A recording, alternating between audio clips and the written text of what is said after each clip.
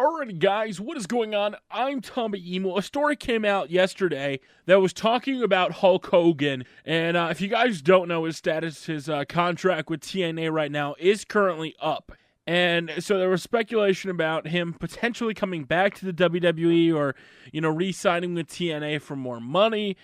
And an interesting thought kind of came out about Hulk Hogan and, Dwayne "The Rock" Johnson and, Brock Lesnar, The Undertaker, was that, Rock coming back for a fourth consecutive year, because last year's pay-per-view buy rates, the officials apparently weren't happy with it, or, it wasn't as high as the 1.2 million from the year before when The Rock faced John Cena for the first time. It makes you wonder, if WWE is looking to do something else to really go out and get those pay-per-view buys. And, the speculation in the story, and, take dirt sheets for what they are, but had mentioned, they could potentially bring back Hogan to try to increase pay-per-view buys, and, you wouldn't have to put him in, like, a title match or anything. You could put him up against what they described as a mid-level heel, somebody like Wade Barrett, in that mid-card, mid-tier, and it would definitely, I think, it would help a bit, especially for, old Hulk Hogan fans who, don't watch TNA. Now, my thoughts on that, though, are they also brought up The Undertaker, and that an Undertaker's last match, his retirement match, would be the one thing to help pay-per-view buys.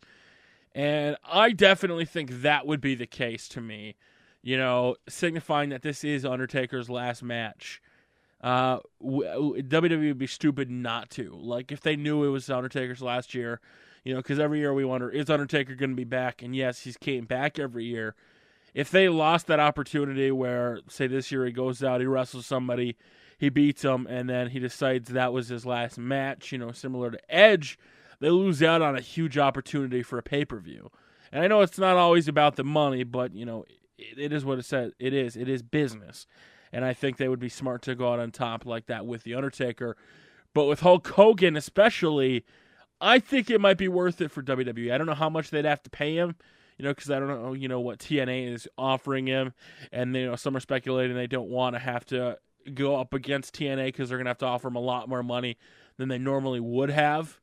So I'm on the fence about it, guys. I wonder what you think. What do you think about Hulk Hogan coming back to potentially not main event, but headline a WrestleMania in one of the main events? 3 or 4 main events on the top of the hour. What do you guys think? Should he come back? Would he? I wouldn't be opposed to it. I'm just going to say that.